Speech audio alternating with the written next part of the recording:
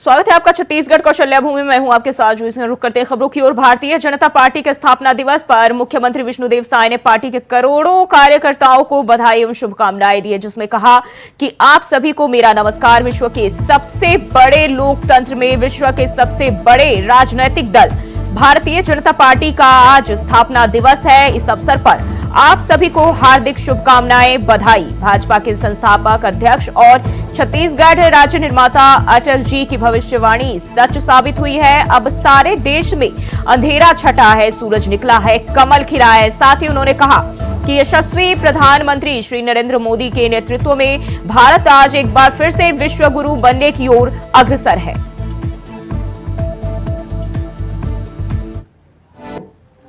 आप सभी को मेरा नमस्कार। विश्व के सबसे बड़े लोकतंत्र में विश्व के सबसे बड़े राजनीतिक दल भारतीय जनता पार्टी का आज स्थापना दिवस है। इस अवसर पर आप सभी को हार्दिक शुभकामनाएं, बधाई। भाजपा के संस्थापक अध्यक्ष और छत्तीसगढ़ राज्य निर्माता अटल जी की भविष्यवाणी सच साबित हुई है। अब सारे देश में अंधेरा छटा है, सूरज निकला है, कमल खिला है। यशस्वी प्रधानमंत्री श्री नरेंद्र मोदी जी के नेतृत्व में भारत आज पुनः विश्व गुरु बनने की ओर अग्रसर है।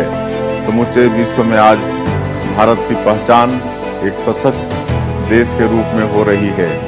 राष्ट्र सेवा के संकल्प को समर्पित मां भारती को वैभव के शिखर पर फिर से आरूढ़ करने के यज्ञ में लगे सभी भाजपा कार्यकर्ताओं को साधुवाद, बहुत बहुत शुभकामनाएं। वंदे मातरम, जय छत्तीसगढ़। और खबर रायपुर से, जहां मुख्यमंत्री विष्णुदेव साय जैनब मानस भवन में आयोजित सुरक्षा मंच अखिल भारतीय कार्यशाला में शामिल हुए। 3 दिवसीय अखिल भारतीय कार्यशाला का सीएम विष्णुदेव साय ने शुभारंभ किया। कार्यशाला में धर्मांतरण का मुद्दा उठा। साथ ही जनजाति सुरक्षा मंच के पदाधिकारियों ने डिलिस्टिंग पर भी अपनी बात रखी। धर्मांतरण करने वालों का आरक्षण समाप्त करने की बात कही गई। जनजाति सुरक्षा मंच के कार्यशाला में सीएम साय ने कहा कि प्रदेश में 32% अनुसूचित जनजाति की जनसंख्या है। 5 सालों में धर्मांतरण जोरों पर था। रिपोर्ट करने वालों के ऊपर कार्रवाई होती थी। जो धर्मांतरण करते थे उन्हें थाने में बिठाकर चाय पिलाई जाती थी। पिछले सरकार में अफसर की शिकायत पर कार्रवाई नहीं की गई। पिछले सरकार धर्मांतरण वोट बैंक के लिए कराती थी।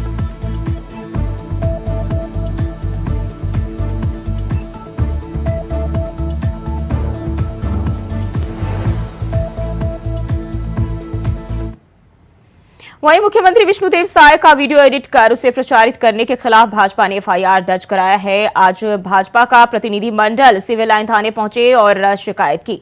जिलाध्यक्ष जयंती पटेल, प्रदेश मीडिया प्रभारी अमित चिमनानी, निर्वाचन आयोग समिति प्रमुख विजय शंकर मिश्रा, सोशल मीडिया संयोजक सुमेश पांडे, रसिक परमार, प्रदेश प्रवक्ता केदार गुप्ता, अमित शाह ने कहा कि मुख्यमंत्री द्वारा दिनांक 3 अप्रैल 2024 को महासमुंद में मंच से दिए गए उद्बोधन से छेड़छाड़ कर कांग्रेस पार्टी के राजनांद गांव प्रत्याशी भूपेश बघेल के लिए वोट अपील करते हुए दिखाया गया है, जो कि न केवल आपत्तिजनक है बल्कि चुनाव आचार संहिता का उल्लंघन एवं मुख्यमंत्री विष्णुदेव साय की छवि धूमिल करने का प्रयास भी है। कांग्रेस बुरी तरह चुनाव हार रही है और इसीलिए अब वह इस प्रकार के कारनामे कर रही है। ऐसे में कार्रवाई की मांग कार्यकर्ताओं ने की है।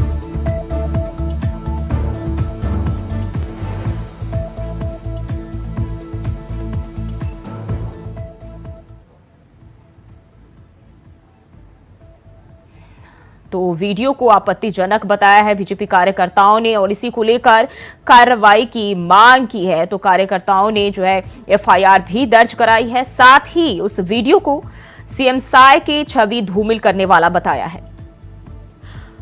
और इसी खबर पर ज्यादा जानकारी के साथ रायपुर से मनोज शुक्ला हमारे साथ जुड़ गए हैं। मनोज, सीएम साय के वीडियो एडिट मामले में जो है कार्यकर्ताओं ने एफआईआर दर्ज कराई है, क्या जानकारी है?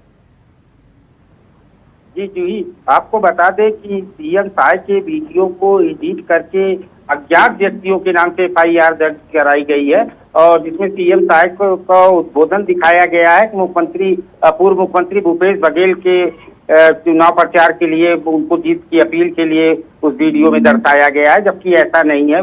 बीजेपी वीडियो को एडिट किया गया है और किसके नाम किया गया, कौन कराया है, कौन किया है, ये नाम किसी का सामने नहीं आया है। फिलहाल अज्ञात व्यक्तियों के नाम सिविल लाइन थाना राजधानी के FIR दर्ज कराई गई है और इस FIR बहुत ही मुश्किल से दर्ज FIR दर्ज कराने के लिए भाजपा कर्ताओं ने धरना प्रदर्शन वहाँ के थाना प्रभारी से कही, तब जाकर काफी दबाव बनाने के बाद ये FIR दर्ज हो पाया है और संगीन धाराओं में अपराध दर्ज हुआ है। जी, लेकिन इसको लेकर जो कार्यकर्ता है उन्होंने शिकायत में ये भी कहा है कि कांग्रेस की ओर से जो है इस तरह के कारनामे किए जा रहे हैं और बुरी तरह हार है, जिसे बौखलाकर कांग्रेस इस तरह के जो है वीडियो एडिट कर रही है और इस तरह के जो कारनामे हैं वो कर रही है। जी बिल्कुल जी। शिकायत पत्र में कांग्रेस का नाम दिया गया है, लेकिन FIR में कांग्रेस का नाम नहीं शामिल हो पाया है। एक FIR की कॉपी में अज्ञात व्यक्तियों के नाम से पुलिस ने FIR दर्ज किया है। जी, इसके साथ ही कार्यकर्ताओं का कहना है कि यह वीडियो जो है आपत्तिजनक ही नहीं बल्कि चुनाव आचार संहिता का उल्लंघन भी करता है। इसके साथ ही मुख्यमंत्री साय की छवि को खराब करने की कोशिश की गई इसके जरिए। जी बिल्कुल जी, जिस प्रकार से वीडियो को एडिट किया गया है उस प्रकार से निश्चित रूप से कहीं न कहीं मुख्यमंत्री विष्णुदेव साय की धूमिल छवि करने के लिए ही वीडियो को एडिट किया गया है, जिसके लिए बीजेपी कार्यकर्ताओं ने धरना प्रदर्शन देकर में FIR दर्ज कराने की मांग की थी, जिसके तहत काफी दबाव बनाने के बाद कार्यकर्ताओं की तरफ से तब जाकर पुलिस ने FIR दर्ज अज्ञात व्यक्तियों के नाम संगीन धाराओं में अपराध दर्ज किया है। जी, तो क्या अब जो है इस पर कब से इस पर कार्रवाई शुरू की जा सकती है, क्योंकि FIR भी दर्ज कर लिया गया और कार्यकर्ताओं की मांग है कि इसमें जल्द से जल्द कार्रवाई की जाए। जी, आपको बता दें कि आचार संहिता लगा हुआ है, पुलिस और प्रशासन पूरी तरह से मुस्तैद है, जिसको लेकर कहीं न कहीं प्रशासन की तरफ से और हो सकता है बीजेपी कार्यकर्ताओं की तरफ से चुनाव आयोग को भी संज्ञान में यह बात डाली जाए। इसके बाद चुनाव आयोग के दिशा निर्देश के बाद पुलिस निश्चित रूप से एक्टिव मूड में आ सकती है। जी, मनोज बने रहिए हमारे साथ, अगली खबर पे भी आपका रुख करेंगे। और बढ़ते हैं आगे, खबर कोरबा से, जहां कांग्रेस के घोषणा पत्र के विमोचन के मौके पर नेता प्रतिपक्ष चरणदास महंत ने पत्रकारों से बातचीत करते हुए कहा कि चुनावी चंदा एक वैश्विक मुद्दा है, यह पहला और आखिर मामला है, इसके बाद ऐसा कभी नहीं होगा। कोरबा लोकसभा सीट से कांग्रेस के वर्तमान सांसद और नेता प्रतिपक्ष चरणदास महंत की पत्नी ज्योत्सना को प्रत्याशी बनाया गया है। तिलक भवन में पत्रकारों से बातचीत करते हुए चरणदास महंत ने बताया कि निश्चित रूप से अब की बार कांग्रेस के पास संसाधन की कमी है और वह सीमित रूप से चुनाव प्रचार कर रही है। प्रधानमंत्री को डंडा मारने को लेकर जुड़े एक बयान पर सफाई देते हुए भी चरणदास ने बताया कि जो लोग छत्तीसगढ़ी के मुहावरे और भाषा की जानकारी रखते हैं उन्हें पूरा मामला समझ में आ गया है, फिर भी अनावश्यक इस मामले को मुद्दा बनाया गया। मेरे द्वारा पहले ही खेद व्यक्त किया गया है, 44 साल की राजनीति में मैंने किसी भी व्यक्ति के बारे में अभद्र टिप्पणी नहीं की। आज जो घोषणा पत्र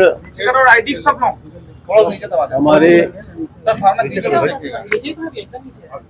श्रद्धेय खड़गे जी जो हमारे अध्यक्ष हैं, आदरणीय सोनिया जी जो हमारी पूर्व अध्यक्ष हैं, हमारे राहुल जी और हमारे चिदम्बरम जी और KC वेणुगोपाल जी ने जारी किया है, वो न्याय पर आधारित उन्होंने इस घोषणा पत्र को जारी किया, इसलिए हमने न्याय पत्र का नाम दिया है। और जो कुछ भी उन्होंने अपनी पद यात्रा के दौरान, अपने न्याय यात्रा के दौरान जो देखा है, जो सुना है, जो उनको अनुभव हुआ है कि इस देश में सबसे पहले न्याय की आवश्यकता है, इसलिए न्याय पर जो पूरा जोर लगाते हुए उन्होंने न्याय की बात इसमें कही है। और छत्तीसगढ़ के प्रथम मुख्यमंत्री अजित जोगी की पार्टी JCCJ यानी जोगी कांग्रेस के अस्तित्व पर सवाल उठने लगा है। कारण है कि इस पार्टी के कई बड़े नेताओं का भारतीय जनता पार्टी में प्रवेश होना, जहां रायपुर में महिला प्रदेश अध्यक्ष ने भाजपा में शामिल होकर जोगी कांग्रेस को झटका दिया है। वहीं अमित जोगी के मुख्य सलाहकार कहे जाने वाले पवन अग्रवाल ने कोरबा में बीजेपी ज्वाइन कर लिया है। बड़े तामझाम के साथ जिस JCCJ की स्थापना छत्तीसगढ़ के प्रथम मुख्यमंत्री अजित जोगी ने कुछ साल पहले की थी, वह पार्टी अब धीरे धीरे अस्तांचल की ओर बढ़ रही है। जोगी कांग्रेस की प्रदेश महिला अध्यक्ष अनामिका पॉल ने बीजेपी के प्रदेश अध्यक्ष किरण देव सिंह की अध्यक्षता में अपने तमाम पदाधिकारियों के साथ बीजेपी में प्रवेश किया।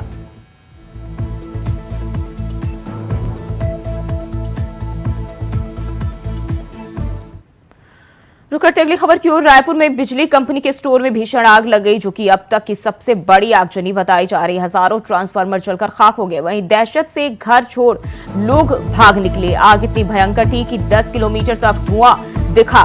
लोग घरों से सिलेंडर लेकर भागे। इस आगजनी में 150 करोड़ से अधिक का नुकसान बताया जा रहा है। 4 घंटे लगातार धमाके होते रहे। दमकलें आग बुझाने में जुटी रही, लेकिन आग पर काबू पाना मुश्किल होता नजर आया। आधे किलोमीटर के दायरे में आधी रात तक घरों की दीवारें तपती रही और लोग बच्चों को लेकर बाहर कुर्सियों पर सोए। देर शाम मुख्यमंत्री साहब भी मौके का जायजा लेने पहुंचे। उन्होंने कहा कि जो नुकसान हुआ है उसका आकलन किया जाएगा और आग कैसे लगी इसकी भी जांच कराई जाएगी।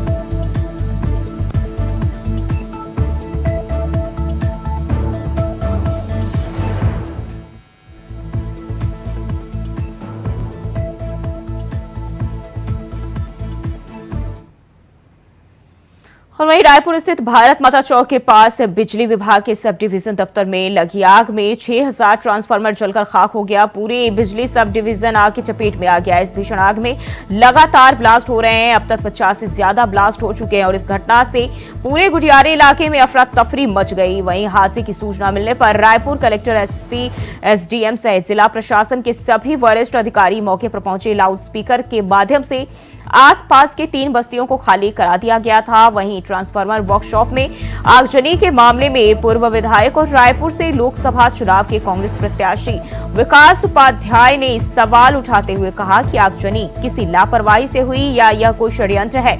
इसकी उच्च स्तरीय जांच होनी चाहिए। हजारों लोगों की जान खतरे में पड़ गई।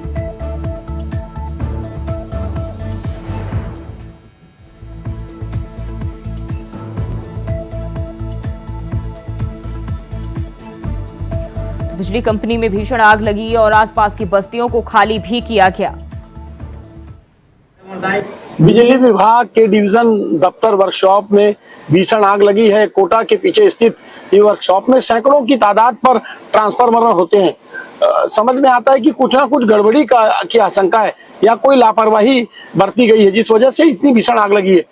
उनसे लगी हुई रिहायशी कॉलोनियां हैं। मैं समझता हूं कि विभाग या जानबूझकर इस आग, किसी चीज को दबाने के लिए इस आग को लगाया गया है या किस कारण क्या है, इसके पता लगाने की आवश्यकता है। और लापरवाही हुई है तो जो लोग दोषी हैं उस पर जरूर कार्रवाई होना चाहिए। आजू बाजू लोगों की जान जाने की स्थिति बनी हुई है। आग भीषण है। जब एक ट्रांसफार्मर जला तो उसके साथ वहां सैकड़ों की तादाद में ट्रांसफार्मर है, उनमें भी आग लगी और अभी तक व्यवस्था सुधरी नहीं है। हमारी डिमांड है कि जल्द से जल्द इसकी जांच भी हो और जो लोग इसके पीछे दोषी हैं उन पर सख्त कार्रवाई भी होना चाहिए।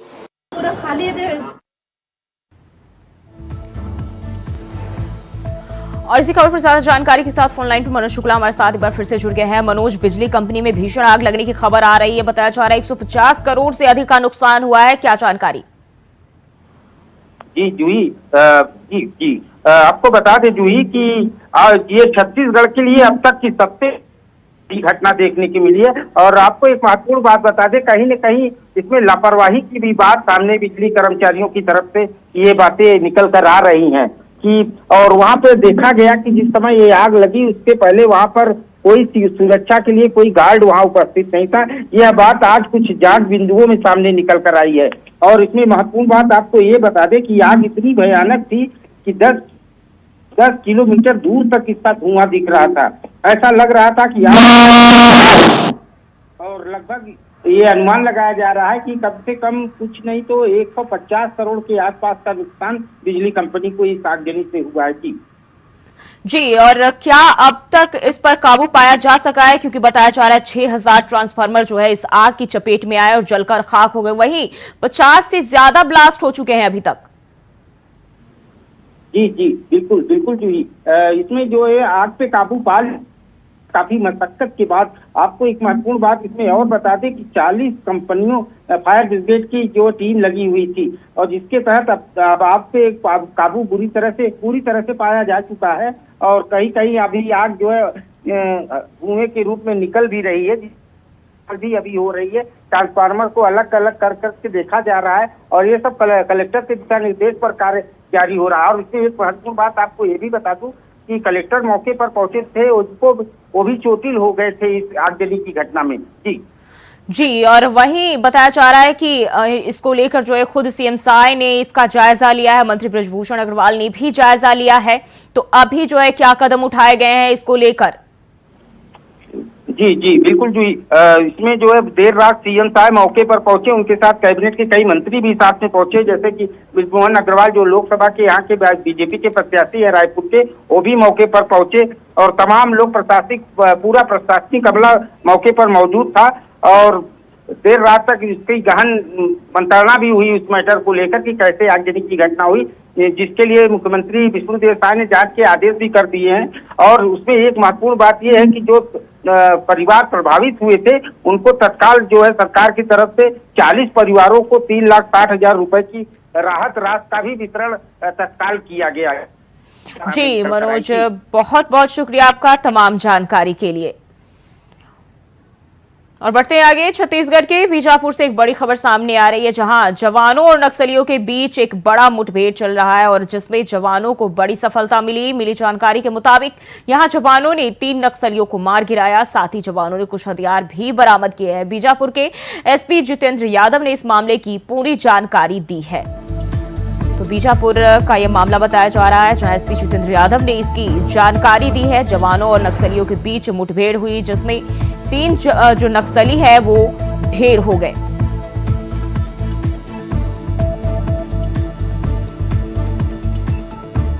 और इसी खबर पर ज्यादा जानकारी के साथ कमलेश हमारे साथ जुड़ गए हैं। कमलेश, ये जो जवान है उनके साथ और नक्सलियों के बीच मुठभेड़ हुई है, क्या जानकारी है? क्योंकि बताया जा रहा है इसमें 3 जो नक्सली है उनकी मौत भी हुई है। बीजापुर में छत्तीसगढ़ के राज्य से सीमावर्ती शनिवार को सुबह मुठभेड़ हुए नक्सली और 3 नक्सली दोनों तरफ से हुई फायरिंग, गोलीबारी हुई और 3 नक्सली मुठभेड़ हो गए। जी, जहां हम देखें, अगर हम बात करें छत्तीसगढ़ की, तो अलग अलग जगहों से लगातार नक्सलियों के मुठभेड़ की, हमले की खबरें आती रही है। और अभी भी बात करें तो चुनावी दौर है, ऐसे में भी लगातार जो नक्सली का मामला है वो लगातार देखा जा रहा है। इससे पहले भी बता दूं कि इससे पहले भी बीजापुर में 13 नक्सली मारे जाने की खबर आई है और कांकेर जिला में और भी नक्सली चुनाव के बीच में और भी नक्सली हमले किए कर रही है। जी, और क्या 3 जवानों के अलावा किसी को गिरफ्तार भी किया गया है? क्या कोई पुलिस गिरफ्त में भी आए हैं? समान तो गिरफ्तार है, बल्कि जवान मारे जाने की खबर आई है और कुछ बंदूकें जब्त में आ गई है। जी, बहुत बहुत शुक्रिया आपका तमाम जानकारी के लिए। तो जवानों ने हथियार भी बरामद किए हैं और जवानों और नक्सलियों के बीच मुठभेड़ हुई है, जिसमें 3 नक्सली की मौत हुई है। तो वहीं बढ़ते आगे, छत्तीसगढ़ में एक तरफ प्रशासन जहां लोकसभा चुनाव में 100% मतदान को लेकर जागरूकता अभियान चला रहा है, वहीं जनप्रतिनिधियों के खिलाफ जो है लोगों में लगातार गुस्सा देखा जा रहा है। बलरामपुर जिले के गांव जवराही में मूलभूत सुविधाओं से वंचित ग्रामीणों ने चुनाव का बहिष्कार करने का ऐलान किया। एक तरफ जहां कांग्रेस, भाजपा सहित सभी राजनीतिक पार्टियों ने लोकसभा चुनाव में जीत के लिए मैदान संभाल लिया है, तो वहीं जनप्रतिनिधियों की वादाखिलाफी को लेकर अब मतदाताओं में गुस्सा देखा जा रहा है। अब ऐसे में सड़क और बिजली जैसी मूलभूत सुविधाओं से वंचित ग्रामीणों ने शासन प्रशासन के खिलाफ मोर्चा खोल दिया है और लोकसभा चुनाव के बहिष्कार की चेतावनी दी है। ग्रामीणों ने अपने अपने घरों की दीवार पर रोड नहीं तो वोट नहीं के नारे लिखे और स्थानीय जनप्रतिनिधियों के खिलाफ गुस्सा भी जाहिर किया। अब ऐसे में देखना होगा कि स्थानीय जनप्रतिनिधि और प्रशासन नाराज ग्रामीणों को मतदान के लिए कैसे मनाता है।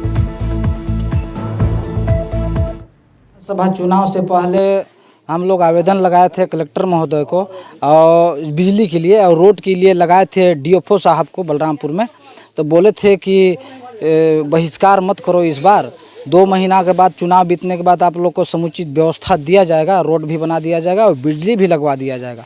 बोले थे। और नेता लोग बोले थे, धीरज सिंह देव, रामविचार नेताम, दिलीप सोनी, ये मंडल अध्यक्ष यहाँ पर आए थे, तो बोले थे कि डबल इंजन का सरकार बनेगा तो सब विकास हो जाएगा, एक चुटकी बजाते हो जाएगा। लेकिन मैं कह रहा हूँ कि क्या डबल इंजन का तो बन गया, क्या ट्रिपल इंजन बनेगा तब विकास होगा? ट्रिपल इंजन कब बनेगा, मैं यही पूछना चाहता हूँ कि डबल इंजन का तो बन गया, ट्रिपल इंजन कब बनेगा कि हम लोग का विकास होगा? हम लोग इस बार वोट बहिष्कार ही करेंगे। अगले विधानसभा में हम लोगों को आश्वासन दिया था, कलेक्टर महोदय आश्वासन दिए थे और विधायक भी आश्वासन दिए थे, रामविचार नेताम जी, धीरज सिंह देव जी, दिलीप सोनी मंडल अध्यक्ष, कि वोट का बहिष्कार मत करो। समस्या आ रही है सर, ये तो वर्षों से समस्या आ रहा है, लेकिन हम लोग अगले विधानसभा में बहिष्कार का प्लानिंग था, तो हम लोग समझाइश बुझाइश किए नेता लोग आकर के, इसलिए वोट को बहिष्कार नहीं किए। लेकिन इस बार लोकसभा 2024 में हम लोग वोट का पूरा गांव मिलकर के बहिष्कार कर रहे हैं। और खबरों में बढ़ते आगे, महाराष्ट्र के गोंदिया से आए एक कारोबारी अंबिकापुर में नकली घी बनाकर खपा रहा था। शुक्रवार को शिकायत मिलते ही खाद्य और औषधि प्रशासन विभाग की टीम ने राजस्व और पुलिस विभाग के अधिकारियों के साथ छापा मारकर इस अवैध कारोबार का पर्दाफाश किया। व्यवसायी द्वारा एक स्थानीय कंपनी के वनस्पति डालडा और सोयाबीन रिफाइंड तेल को मिलाकर नकली घी तैयार किया जा रहा था। वहीं मौके से लगभग 3000 लीटर नकली घी, 1215 लीटर रिफाइंड तेल और 855 लीटर वनस्पति डालडा बरामद किया गया है। सभी बरामद उत्पाद को जब्त किया गया है। इसके साथ ही जांच के लिए सैंपल रायपुर प्रयोगशाला भेजा गया है।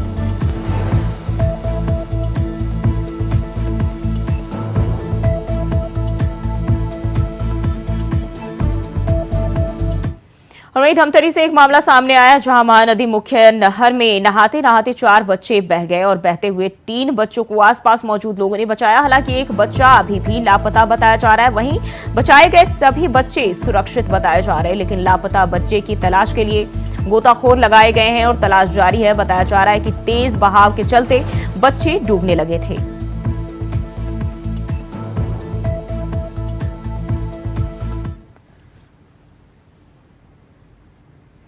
और छत्तीसगढ़ को शल्य भूमि में फिलहाल के लिए बस इतना ही। खबरों के लिए बने रहे इंडिया वॉइस के साथ।